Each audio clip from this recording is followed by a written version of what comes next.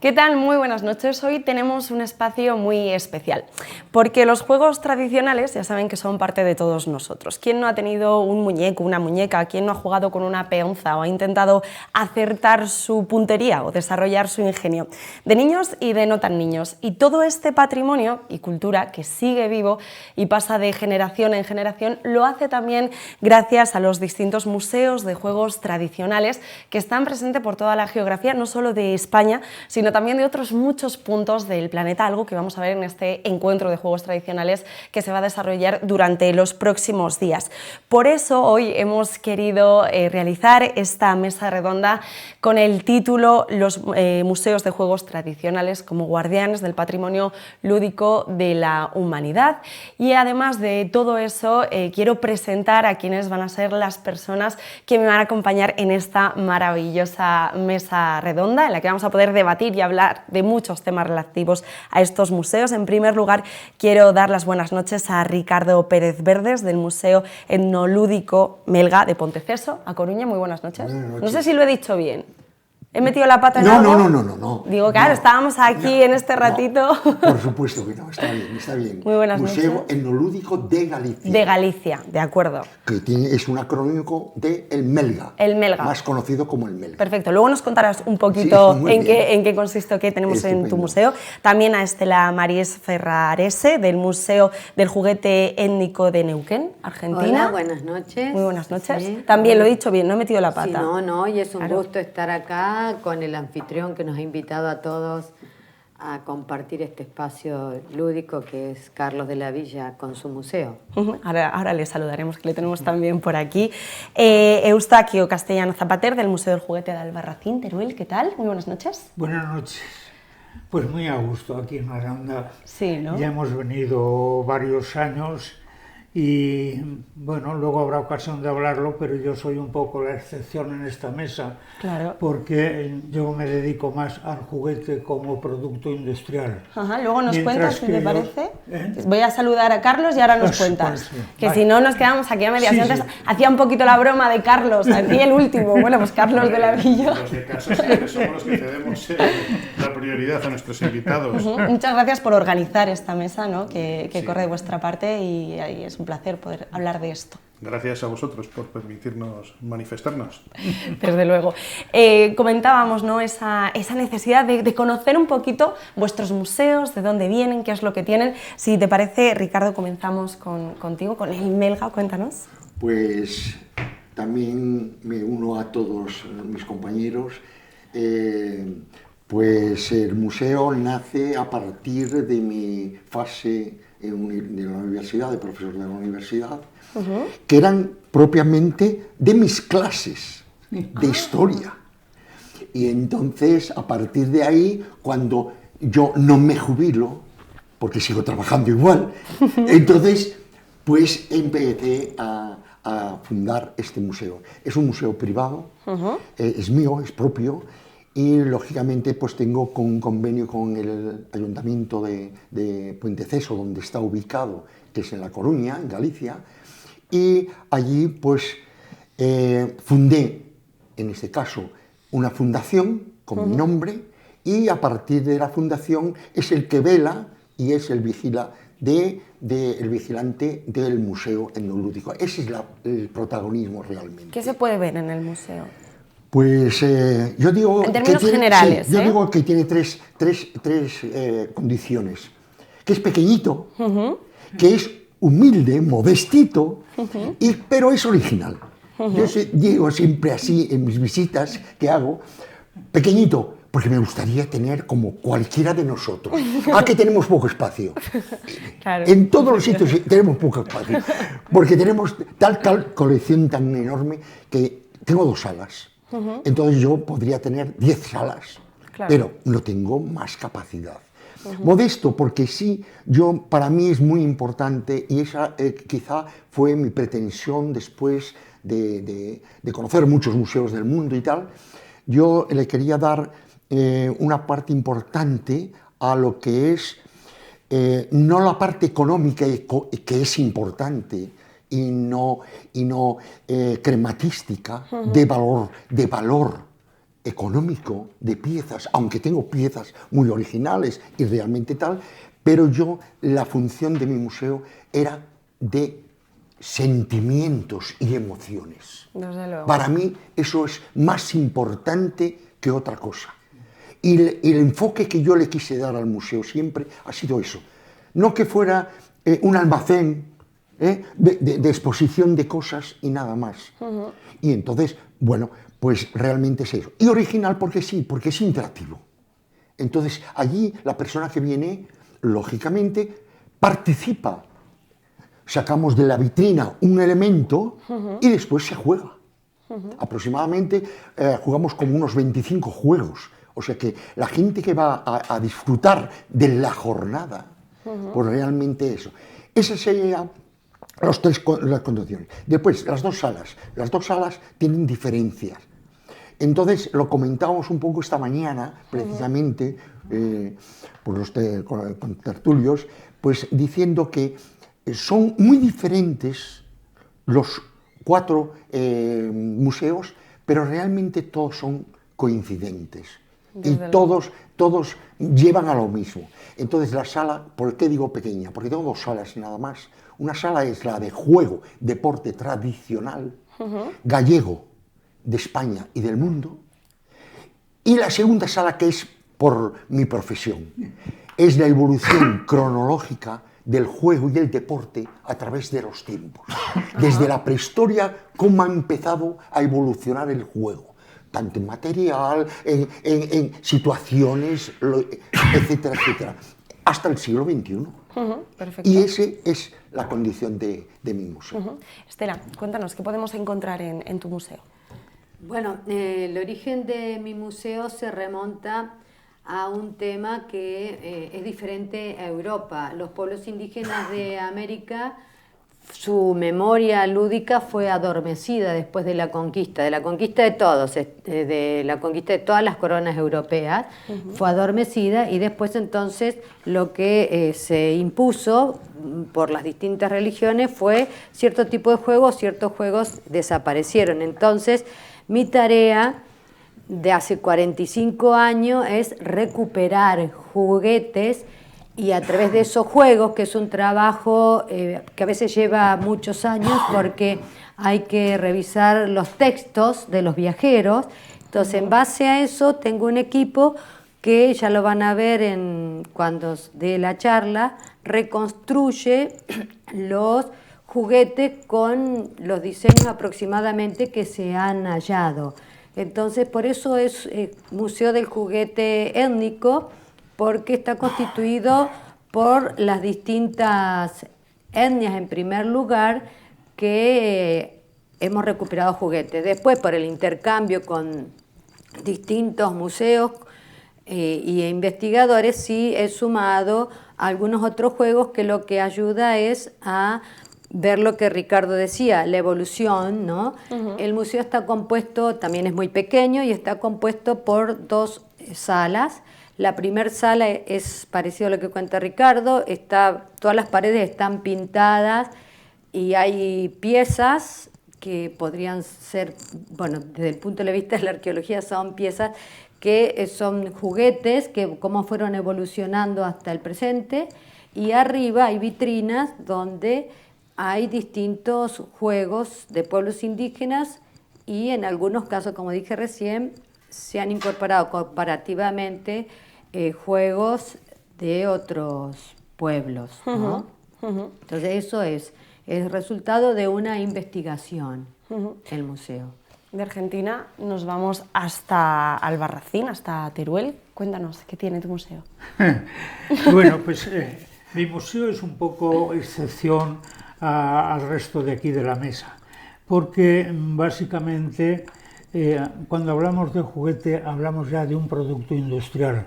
Hasta ahora, cuando se habla de juegos tradicionales, es fácil darse cuenta de que el hombre ha estado utilizando los elementos naturales, o sea, o sus herramientas de trabajo o lo que le ofrecía la naturaleza, mientras que el juguete ya se define como, ¿qué es el juguete? Es un artículo que sirve para jugar o que ayuda a jugar. Y por lo tanto, desde el principio, así como ellos hablan desde la prehistoria y de siglos antes de Cristo, nosotros, para suerte o por desgracia, tenemos fecha. En España, pues es como casi toda Europa, cuando entra la revolución industrial es cuando el juguete empieza a tomar cartas de naturaleza.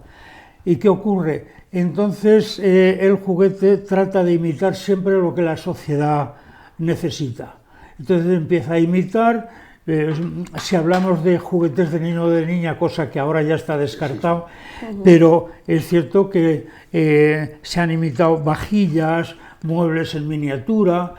El hombre pues ha empezado haciendo tambores, trompetas y armas, porque ha sido lo que primero encuentra uno cuando nace, ¿no? Y esto hace que ahí empezamos a diferenciarnos. Luego, en el plan de investigación sí que es cierto que empezamos, o sea, a limitar los juegos de la sociedad, empezamos a copiar los juegos tradicionales. Entonces empieza a haber reproducciones como son, por ejemplo, el aro, los bolos, que en estos museos podemos ver la gran variedad que hay. Sin embargo, ya como juguete limita los formatos, porque al ser industrial ya necesita una tornería y por lo tanto se fusila, o sea, se copia una cosa con otra. Es lo que estábamos hablando antes ahí fuera, que el juguete sigue siendo ya patrimonio de la humanidad y hay que defenderlo porque, claro, a lo tonto, en España las primeras fábricas que tenemos conocimiento son de 1904-1905, o sea que somos muy jóvenes comparado con estos vejestorios que tenemos ahora. Yo soy el más viejo, pero al mismo tiempo soy el más joven, claro, por esto. Y bueno, pues mi museo básicamente tiene un recorrido, pues como decía Ricardo, nos falta espacio. Yo tengo más en el almacén que expuesto. Entonces hemos procurado que esté presente los distintos materiales que se han utilizado en la industria juguetera, un poco demostrar cómo respondemos más a la moda que a la necesidad de juego. Ahora es cuando los fabricantes de juguete les preocupa más ya la pedagogía, la presentación de cara al aprovechamiento. Yo creo que hasta que no aparece Montessori no se crea una conciencia de lo que es el juguete educativo. Hoy afortunadamente ya es eso. Y bueno, podríamos seguir, pero le damos el turno al protagonista de verdad, que es Carlos. Carlos, además el tema del espacio estamos viendo que es un tema recurrente en todos los museos. Es un tema que nos pasa a todos. Mira, yo creo que todos los museos compartimos las mismas alegrías, las mismas desgracias, y no están muy proporcionadas porque hay más desgracias que alegrías, pero luego compartimos muchísimas inquietudes y muchísimas cosas en común. Yo siempre soy muy positivo y me gusta poner en valor lo positivo. Si retomamos todo lo que ha hablado Estela de investigación, lo que ha hablado Ricardo de historia, lo que ha hablado él de industria, vemos que todos los caminos son los mismos, tenemos el mismo objetivo y estamos utilizando diferentes vías, ¿no?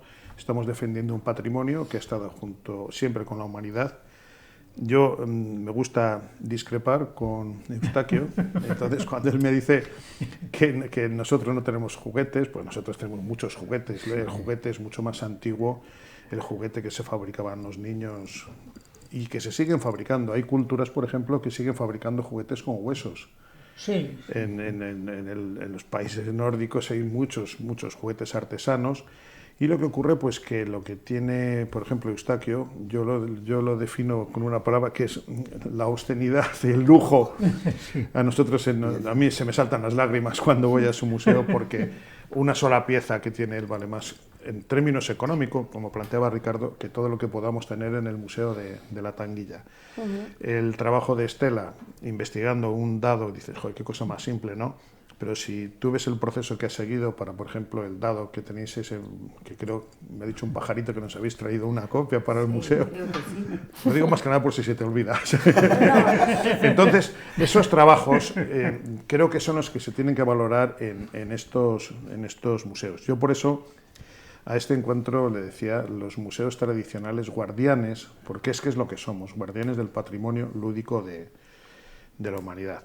Y lo digo en serio, yo tengo bastantes piezas, no sé si os pasa, que han sido rescatadas de puntos limpios y puntos de basura. Iban a la basura. Sí. Nosotros también. Y nosotros, ves, el juguete ha sido el maltratado de la historia. O sea, el proceso que hubo de destrucción de los juguetes en los años 40, 50, cuando llegó la revolución industrial del plástico, entonces hizo muchísimo daño. Y nosotros ahí estamos, tenemos piezas que están, al que no le falta un brazo, le falta una rueda o un tal. Yo tengo un juguete, tú le has visto ese camioncito que es de principios del siglo XX, el conductor parece que está hemipléjico, la rueda le falta al camión le falta una rueda, el volante es una tapa de un bote, pero el valor de esa pieza, lo que representa y lo que supuso en aquella época, es realmente lo que nosotros queremos transmitir. Y por supuesto, como dice Ricardo, que sea un espacio vivo, un espacio donde la gente toque, palpe, oiga, escuche, practique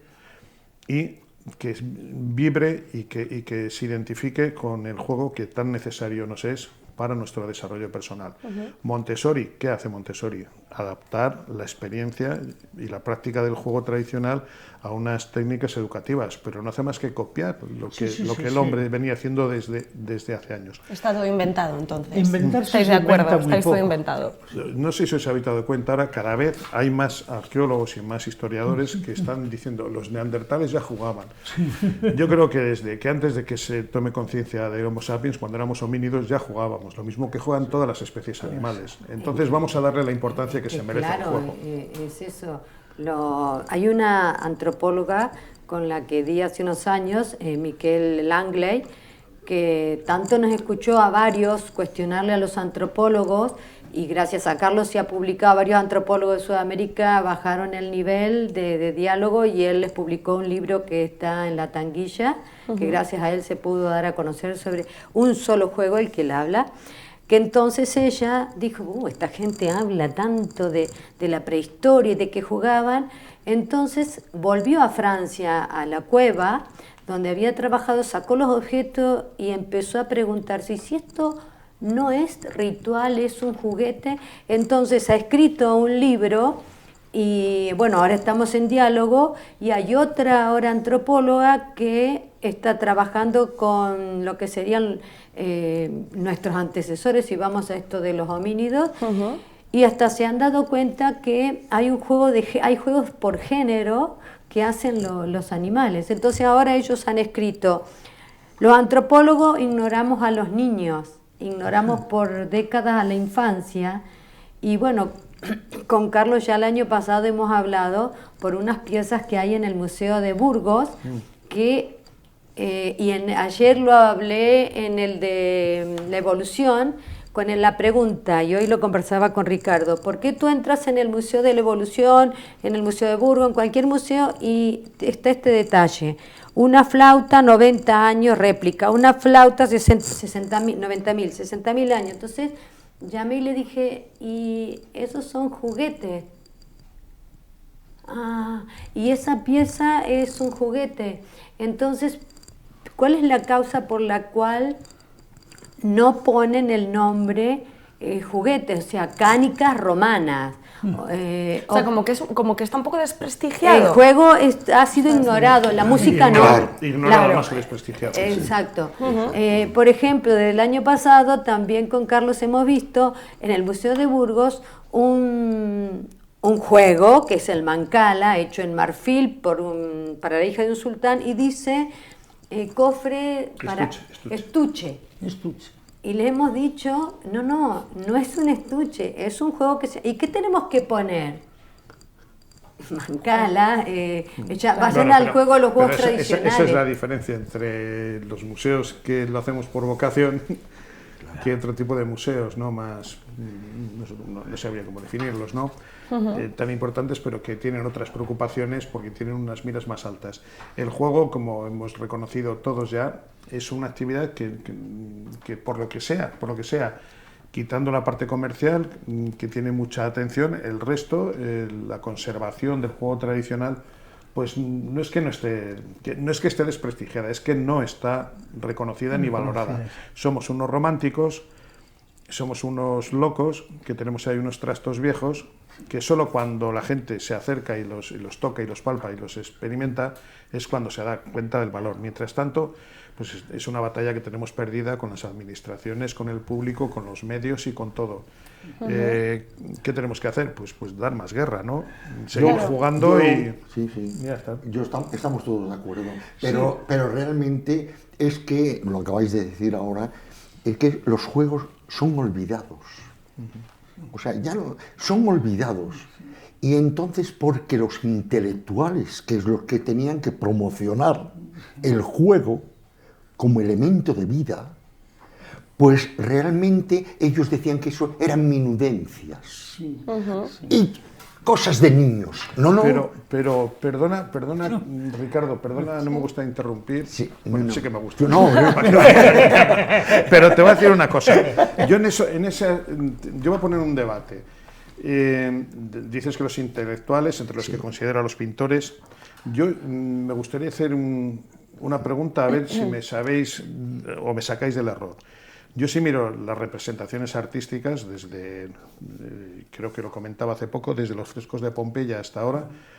¿Cuántos pintores y pintoras, porque ha habido pintoras muy buenas como Sofonis Barguisona y tal, han reflejado en sus obras juegos tradicionales? Así. En los frescos de Pompeya hay muchos juegos. En Herculano también. En todas. En las primeras pinturas prehistóricas estamos hablando de juegos tradicionales, la caza, la pesca y todo eso. Pintores modernos como Matisse, Cézanne, Renoir, toda esta gente nos ha reflejado juegos. Ejemplos espectaculares, Goya, en fin, Chardin, Bruegel, pues sería interminable la lista. Si miramos en la literatura, las referencias que hay al juego tradicional en la literatura del siglo de oro, en muchas, en fin, en muchísimos aspectos de la vida. Vamos a compararla con el deporte más extendido, el fútbol. ¿Cuántos óleos de grandes pintores hay de fútbol? Pocos. ¿Cuántas referencias hay al fútbol en obras literarias? Pocas. Hay más de rugby, fíjate. Entonces, ¿por qué el mundo intelectual reconoce el valor y lo representa, y sin embargo el resto de la sociedad no lo valora? Pero ¿y cómo está representado? ¿Está Cuadros representado bien? maravillosos. Sí, muy bien representados. ¿Quiénes juegan o quiénes...? Eso puede ser una... Tú tienes pintores como Peter Bruegel. Otra cosa es la intención con la que lo pinten, ¿no? Claro, que igual ahí es donde llegáis a ese punto en común, ¿no? Pero tenemos autores como Chardin o Goya, simplemente las obras de Goya para los cartones de la fábrica de tapices, que si la gallinita ciega, la pelota, la cometa, el columpio, Renoir, Cézanne, los jugadores de cartas, Chardin con niños jugando a la peonza, a las cartas, a las barajas, Sofonis Barguisona, los grabados egipcios, las imágenes egipcias jugando...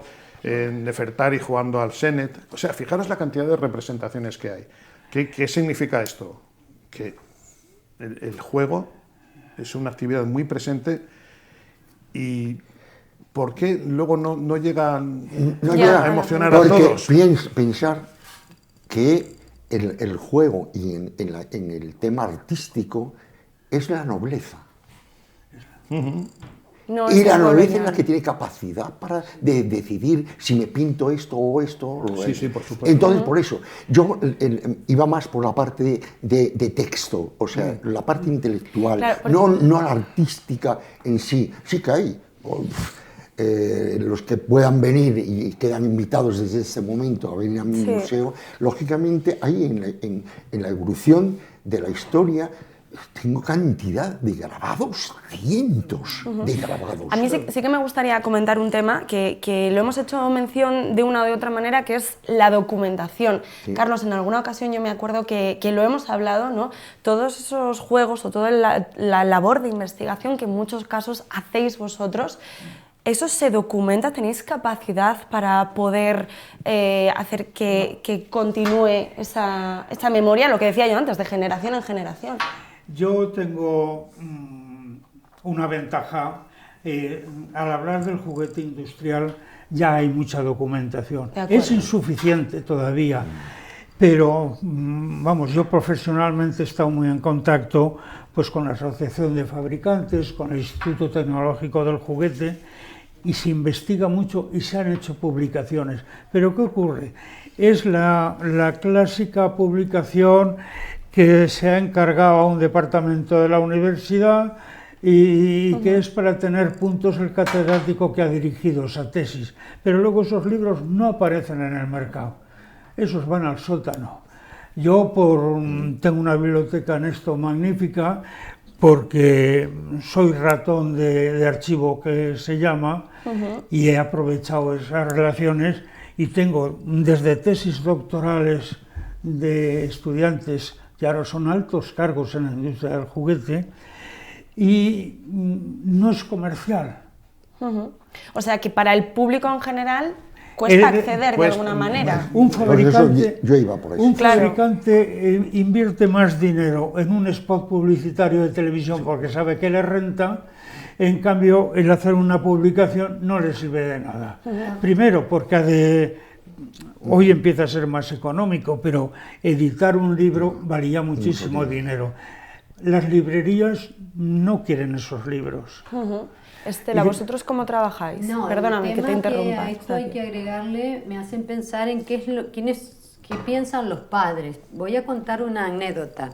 Mi trabajo consiste en ir a las escuelas y llevar los juegos a las escuelas. Entonces, una escuela, los niños se aburrían y llevé sogas y elástico. Un juego tradicional sencillo, no se necesita tanto dinero. Entonces la directora de la escuela y las maestras me dijeron: no traigas ese juego porque es viejo y a los chicos no les gusta. Ah, bien. Yo salí al recreo con el elástico y siempre aparece alguien curioso y me dijo: ¿qué es eso? Y le dije: es un juguete para jugar. Para jugar. Entonces se acercaron y dije: bueno, yo me pongo aquí, tú te pones allá. Y pasaba una señora por fuera, porque la escuela tiene rejas, y dijo: ¡ay, el elástico! ¿Cómo jugábamos? Entonces empecé a jugar y resulta que después todos los grados terminaron con una donación de elásticos y de soga. Lo mismo sucedió con el tejo. Resulta que lo que Carlos decía, yo creo que lo relaciono, y en nuestro país es tremendo, es el imaginario del fútbol. El fútbol domina todo. Incluso en esto que Eustaquio dijo, de género, voy a hacer un ejemplo mientras hoy lo esperaba Carlos. Lo de género en el juego y en todo está bastante manejado, porque una niña que hoy me cruzó enfrente del hotel no llevaba ninguna camiseta de fútbol del Barça femenino, llevaba el nombre de un varón. Entonces, creo que las grandes corporaciones están muy interesadas en el fútbol femenino porque le va a rentar, pero todo el imaginario que le siguen elaborando a las niñas es el imaginario masculino. El referente masculino. Es el referente masculino. Entonces, en cuanto al tema este de juego, por ejemplo, estamos acá en un medio de comunicación. Yo hice mi doctorado en comunicación y la universidad no podía creer que hubiera una persona que hablaba y sacaba una tesis doctoral del juego en la comunicación. Porque está más para hombres. No, porque están las carreras de ustedes más orientadas exclusivamente al periodismo o cuando se habla de cultura, a todas las transformaciones de cultura. Entonces yo les hablé el juego como comunicación y con lo que decíamos todos aquí. ¿Qué es lo primero que hace una madre y un padre cuando nace un bebé? No se habla. La primer comunicación es onomatopeya, lúdica y gestualidad. Ahí está el juego. Las retahílas y todo. Sí. Claro. Bueno, uniéndome a lo que dice, yo suelo hacer dentro del museo, cuando hago las visitas guiadas, experiencias para después llevar a congresos y toda esa cosa. Y yo siempre saco 2 o 3 juguetes, y le digo que cojan ese juguete y que hagan con él a ver cómo se juega. Imposible. Increíble. O sea, eso es lo que yo decía, que el olvido que tenemos con respeto Hombre. a nuestro mundo lúdico. Entonces yo pregunto, ¿está en riesgo de desaparecer? No, por ¿Un juego supuesto. tradicional? El No, celular, No, el pero celu- gracias a estos Gracias votos. a vosotros. Bueno, pero yo Sí, creo, claro, no, Sí, a hemos ver. mejorado mucho. Carlos, sí, dime. yo creo que cuando se habla de que si están en riesgo de desaparición, evidentemente sí. Lo mismo que está en riesgo de desaparición las sopas de ajo y muchas otras cosas, Exacto. Sí. porque ahora comemos todo enlatado. Yo creo que yo he venido aquí a hablar de mi museo. Nos estamos yendo un poquitín por las ramas y creo que tenemos que defender un poco más, como acabas de hacer tú, Ricardo, y tal, el papel nuestro. El papel nuestro es ese, que la gente venga y que toque, que palpe. que toque. Nosotros hemos revolucionado, yo lo habéis visto esta mañana por encima, luego lo veremos más detenidamente, nuestro museo, la accesibilidad y todo. Pero es muy importante que toquen. Hay un ejemplo muy sencillo. Nosotros tenemos el típico valero o bilboque, no sé, Sí. tiene diferentes nombres. Muchos niños no saben lo que es. En Jolinche. Estamos en 2025, sí. Bueno, pues cuando les dejamos al valero, los tenemos que decir, tened cuidado que te vas a dar en el ojo, porque no coordinan muchos niños el movimiento. Los niños de ahora, muchos no saben lo que es un fósforo, no saben lo que es estos juguetes. Estos días tenemos aquí a un genio de la peonza, algunos ya lo habéis visto, y hay niños que no saben bailar la peonza. Ayer yo me lo pasé de maravilla, ¿no? Estuve por la tarde un ratillo con él, y eso es lo que queremos, que vayan a los museos, es nuestra obligación, enseñarles a bailar la peonza, a coger el bilboque y que no se saquen un ojo, que es francamente molesto.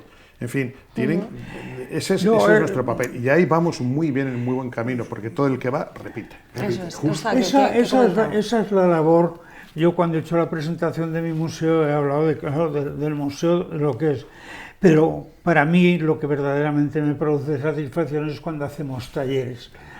El taller es cuando, porque todos hemos oído decir, es que mi niño no sabe jugar, es que mi niño se aburre, es que mi niño... No, cuando acuden a un taller y les das este vasito y le dices que poniéndole un hilito y le das una bola y que juega eso, resulta que están maravillados y no vale dinero. Y hay que enseñarles no solo a jugar, a que se hagan su juguete. Eso es la labor. Claro, aquí sí que entramos en una faceta y es que somos, como habéis dicho, románticos. Porque claro, es una cosa que por un lado te produce satisfacción y por otro lado te da pena porque dices, bueno, cuando yo no esté, ¿quién va a hacer esto? Eso es. Porque bueno. claro, ese es el mayor problema que yo veo. Ese es un problema que tenemos todos. Ahí No, está. es que es eso. o ¿Hay sea, relevo? ¿Qué va? ¿Hay relevo? No, ¿Qué va? es muy difícil. es muy difícil. Es muy difícil. Yo he estado, porque hemos hablado del Museo de Albarracín, pero yo monté el museo que hay en la Politécnica, en la Universidad Politécnica de Valencia. He estado de director allí 22 años. Tenía alumnos de 20 años que cuando les dabas una charla sobre los juguetes decían, es que cuando yo era pequeño, y dices, pero si de eso hace 4 días. Claro, es que el juguete es una cosa que la sociedad lo ha utilizado para distraer al niño y está hecho para que se rompa. Mira, Claro, desde luego. Mientras que nuestra generación se rompía y aprendías a repararlo. justamente. Aprendías a fabricarlo. Y tu cochecito perdía la rueda, que era metálica, lógicamente, y acababas haciéndola de madera con la navaja y clavándola. Y ese juguete ha permanecido. Pero claro, ahí entramos ya en los enemigos que tiene el juguete. El juguete, y me imagino que si aquí ahora esta mesa fuéramos fabricantes de calzado diríamos lo mismo. Las modas son las modas hacen que las cosas duren poco, que se repitan, porque lo que hace falta es hacer dinero. Afortunadamente, yo creo que permanecerán, pero hay que ser muy optimista para pensar eso. Precisamente vamos a enfocarlo un poco hacia el optimismo, de qué manera desde los distintos museos que estamos aquí representados, que estáis aquí representados, promovéis y hacéis esta divulgación patrimonial y cultural. ¿De qué manera lo hacéis? ¿Hacemos talleres? ¿Qué más actividades podéis Bueno, pues desarrollar? hacemos O... concursos, retos, monográficos de diferentes especialidades, de juegos y deportes. Entonces yo quería hacer hincapié un poquillo por qué estamos aquí 4 personas diferentes y los museos son un poco diferentes, pero son iguales. Yo siempre digo que toda persona humana tiene 3 fases en su vida lúdica. La primera es entretenerse, la más importante. Entretenimiento. ¿Qué significa para mí? Yo soy muy renacentista, lo hablábamos ayer, ¿verdad, Taki? Soy muy renacentista, casi todos somos renacentistas, porque somos al mismo tiempo mecenas, porque somos mecenas, mecenas, totalmente, somos altruistas, todo lo invertimos. Yo digo que mi museo es mi cuarto hijo, porque allí lo invierto todo. Bueno, entonces la primera fase, como le digo yo a la gente que viene al museo, es que Loeb, un pedagogo del siglo XVI-XVII, decía que, por eso vengo a colación lo que decimos ahora, decía que si no se confeccionaba el elemento para jugar, no era juego. Y yo lo digo. Yo tengo una estantería exclusivamente de entretenimientos. Y como le digo yo, esto no puedo hacer publicidad, ¿no? Esto no se compra en el Corte Inglés. Claro. Como decía Taki, hay que hacerlo nosotros. Y el valor que tiene es totalmente, como le digo yo a los niños, sí, tú te rompes, compras un juguete y vas mañana, se te rompe y vas y compras otro. No, pero si tú lo hubieras hecho, realmente lo hubieras cuidado, lo hubieras arreglado, etcétera, etcétera. Entonces, por eso digo que todo se fusiona. Segunda fase, viene el juego. Confecciona el elemento para jugar, juego. Y del juego viene el deporte. Las 3 fases. Uno se puede quedar en el entretenimiento, otro se puede quedar en el juego y otro se queda en el deporte. O hace los 3. En este caso, como yo y como nosotros hemos hecho. Bueno, pues esa es una cuestión y que yo la llevo permanentemente en mis visitas, por eso que también hacemos talleres, hacemos monográficos, etcétera, etcétera. Yo creo que los museos tienen que ser eso, vivos. Claro, y otra cosa, en constante evolución. Ese es el gran... Vamos a hablar entonces precisamente de esa evolución y yo voy a abrir un melón, que son las nuevas tecnologías, todo lo digital, todo eso. ¿Veis posible de que haya fusión? ¿Podría haber? ¿Tendría sentido? ¿Cómo se puede compaginar? ¿Cómo lo hacemos, Carlos? Totalmente. Vea, las nuevas tecnologías son imprescindibles para todo aquel que quiera, como habéis dicho, evolucionar. Las nuevas tecnologías son una ayuda, una herramienta magnífica en los temas de accesibilidad, en los temas de investigación, en los temas de datación, de documentación, de difusión. Yo estoy 100% a favor de las nuevas tecnologías y las utilizamos dentro de nuestras posibilidades y de nuestros conocimientos. Pero como complemento. Como complemento, evidentemente, nunca como sustitución. Eso es lo que voy. Las damas jugadas en el móvil...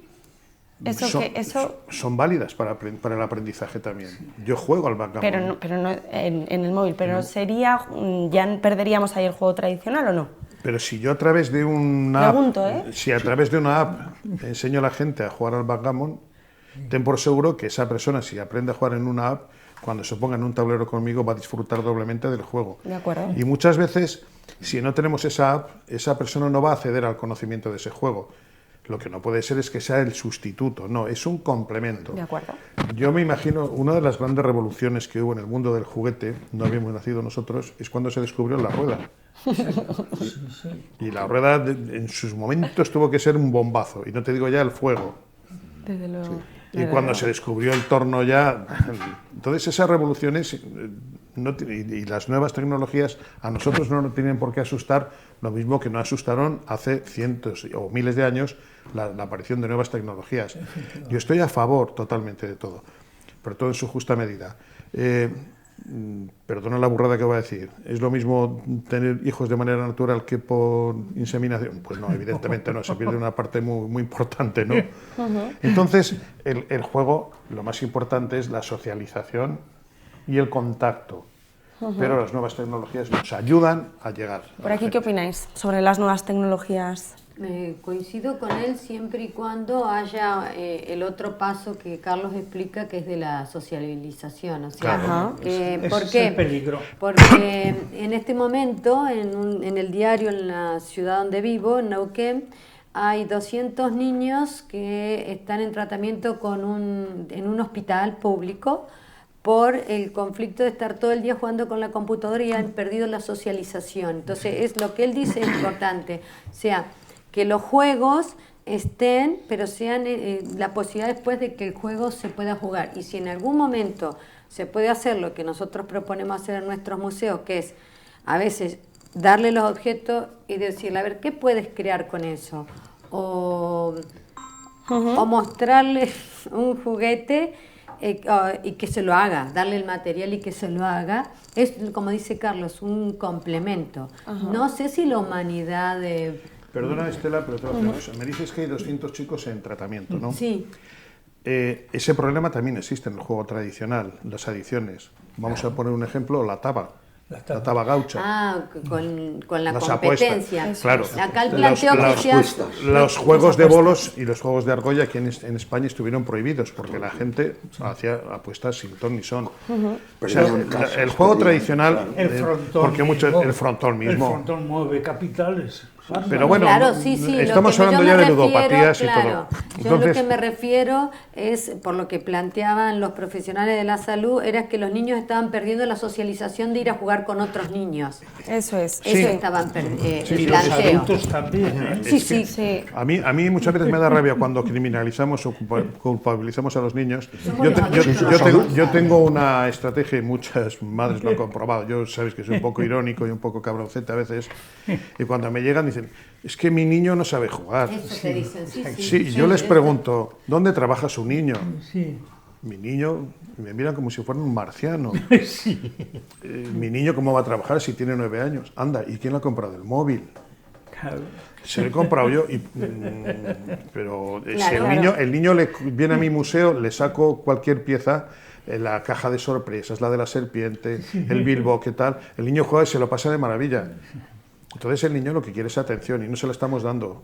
No podemos culpabilizar ni al niño ni a las nuevas tecnologías, que son buenísimas. Claro, entonces Mira, volvemos a la escuela que dije del elástico, o sea, los Claro. padres, Exactamente. entonces volvemos exactamente, a mí me dicen exactamente lo mismo, te traigo al chico para que salga un rato de la computadora. Y bueno, No. ¿quién le compró la computadora? Los padres. Haces como nosotros en nuestra campaña, jugando en familia, enseñamos a jugar. Claro. Pero tienen que ir 2 generaciones. A mí no me vale que me traigan al niño, le enseño yo a jugar al backgammon o al parchís, a otros juegos un poco más así, y que el padre se desentienda. Nosotros los museos no somos guarderías. Claro, Estamos exacto, para enseñar a jugar en para familia. enseñar. Y Eso si es ese muy niño importante le también. enseñamos en la escuela, porque muchas veces estamos tirando bombas y no sabemos dónde las tiramos. Si vamos a la escuela, los niños nos reciben con los brazos abiertos, se emocionan, lo cuentan en casa. Pero si luego no hay una continuidad, el niño va a decir, bueno, vale, si no lo dan importancia en mi entorno, es que no tiene importancia. Entonces es un trabajo de todos. Exacto. Yo reconozco que no se puede culpabilizar a nadie, ni padres, ni madres, ni abuelos. Nos ha tocado vivir unos tiempos difíciles, que la vida familiar es diferente a la que nosotros hemos vivido. Es que eso lo vemos en cada taller, y sobre todo cuando temporadas que los podemos hacer con continuidad, ves que viene la misma mamá o la misma abuela con el mismo niño y el niño ya está pendiente de si hay taller para eso. Lo que pasa es que está en un ambiente donde es feliz, donde está descubriendo que el mundo le da facilidad para divertirse. El problema es que cuando sale de ahí, se mete en una sociedad Que que es el hostil. niño ya Claro. no quiere saber nada. Y sin embargo, en ese ambiente está en un juego interpares. Entonces, Ese es igual, el problema. Yo tengo un claro ejemplo que me emocionó muchísimo y lo tengo como anécdota. Vino un grupo de niños y al final de la visita, que es lo que estamos hablando ahora, y me dice, de 6 añitos, y me dice, Ricardo, ¿te puedo decir una cosa? Y dije yo, sí, hombre, ¿cómo no? La mejor visita de mi vida, con 6 años. Con 6 años. no le queda nada al chaval. Entonces dice, me pongo... Sí. Sí. Eso es lo que decía, que le damos para que ellos creen, para que ellos toquen, para que ellos... y eso. ¿Y os habéis dado cuenta que en estos, decirme algún deporte colectivo que se haya inventado en estos últimos 10 años? Sí, es verdad. todos individuales. Pero Individuales. ¿Qué Estela, significa? Que que la tenemos privacidad ahí impera. pendiente. Por eso decimos que es complemento. El tema tecnológico es complemento, pero no tiene que ser único. Estela, ¿qué querías aportar? No, lo que pasa es que cuando uno los escucha me lleva a pensar esto. Los niños salen de la escuela y los llevan a inglés, a pintura, a música o a deporte, no a jugar. Exacto. Y además hay casos de que he escuchado directoras de escuela, a compañeras, decirle, ¿cómo que lo llevas al CESO, los centros de educación física? ¿Cómo que lo llevas? Eso no es bueno. Pero, ¿por qué no es bueno? No, pues tiene que ser culto, llevarlo a música. Y si ustedes miran, las niñas van a danza, pero faltan espacios como nuestros museos para que los niños vayan simplemente a tomar los materiales y jugar. sí, las ludotecas, sí. Las Eso ludotecas, faltan ludotecas. Aquí sí que tenemos, sí. Bueno, nosotros no tenemos, entonces es eso, es sostener un ambiente donde el niño vaya y no le digan cómo tiene esa creación de por sino que agarre este juguete y juega, y mañana puede venir pasado y agarra este y juega. y que pinta y que... Y claro, jugar. Vamos a ir terminando porque aquí nos ponemos a hablar y bueno, hay muchísimos temas que se nos quedan en el tintero, soy completamente consciente, pero yo, claro, estaba pensando, digo, ¿y cómo serán los museos de juegos tradicionales dentro de 50 años? ¿Qué habrá? ¿Habrá lo mismo? ¿Hay alguna cosa que veáis ahora que digáis, oh, pues igual esto... Una reflexión así... Yo ya te puedo contestar. Venga. Como te he dicho antes, yo tengo almacenado más que expuesto. Yo tengo todas las técnicas modernas, las tengo, pero en el almacén.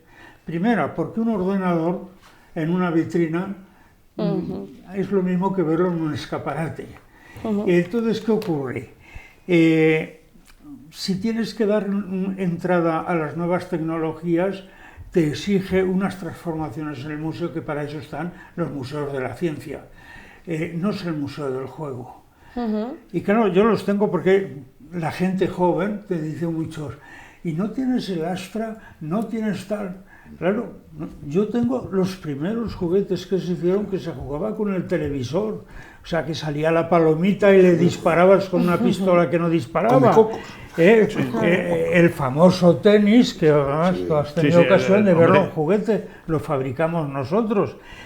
Pero todo eso en una vitrina no dice nada. Sin embargo, un simple pozal de playa, que, por cierto, que son gallegos los mejores, eso sería otro tema para hablar.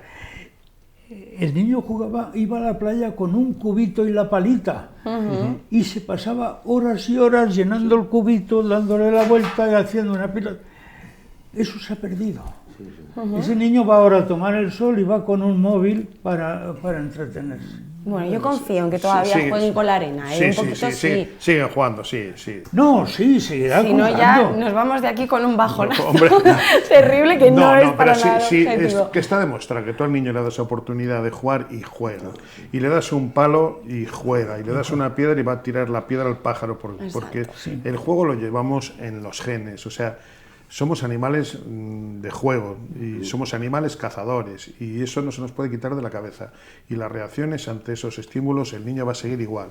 Y tú le das un cubo y una pala a un niño y te va a hacer el agujero y te va a hacer como San Agustín. Yo sigo pensando la pregunta que nos hacías, que seguramente seguirá siendo dentro de 50 años igual. Pero ¿tú crees? Yo creo que sí, seguirá manteniéndose. Lo único que va a tener una categoría diferente. Para mí va a ser más monográfico que otra cosa. Muy especializado. Juegos de la tanguilla. Vos solo tanguillas. Posiblemente que vayamos enfocados directamente ahí. Porque yo tengo la prueba, realmente, ya en mi museo, en el Melga, ya se han hecho 4 trabajos de fin de grado sobre el museo, sobre la didáctica del juego, cómo es el museo, qué se pretende con el museo, todas estas cosas. Por eso digo yo, y el peligro que yo entraña, y es lo primero que cuando recibo a la gente se lo digo, es que solo hay un deporte colectivo en los 10 últimos años. Todo lo demás es individual. Y seguimos, si no, nosotros no mantenemos eso, yo creo que van a ser monográficos. Bueno, muchísimas gracias a los 4 por haber venido a compartir esta mesa de debate. Como decía, hay muchos temas que no se nos han quedado en el tintero, pero no nos da tiempo para todo. Lo que tiene que hacer la gente precisamente es acercarse a vuestros museos, visitar vuestros museos y mostrar. Y vosotros aprovechar que el domingo, por ejemplo, en esta plaza se llenará de juegos y demostrar que no solo juegan los niños, sino juegan los mayores. Sí. Eso es. Nosotros Y estaremos si allí tenéis a la oportunidad jugar. de coger algún político así de eso y decirle, trágate esta sesión y a ver si haces algo por este mundo. Exactamente, a ver si se puede jugar. Eso es otra cosa que también nos une a todos. Desde luego. Desde luego. Ricardo, muchísimas gracias A por vosotros. haber estado. Estela, muchísimas gracias. Eustaquio, muchísimas gracias. Y sobre todo a Carlos, que se la juega. Eso es, no, Carlos, sí, haces unos encuentros maravillosos que nos traen a gente maravillosa de la que vamos a poder disfrutar este mismo fin de semana. Desde ya toda esta semana hemos estado viendo distintas exposiciones, distintos talleres. Este fin de semana habrá un montón más de actividades por Aranda, en distintas ubicaciones, en Inacua, en la Plaza Mayor.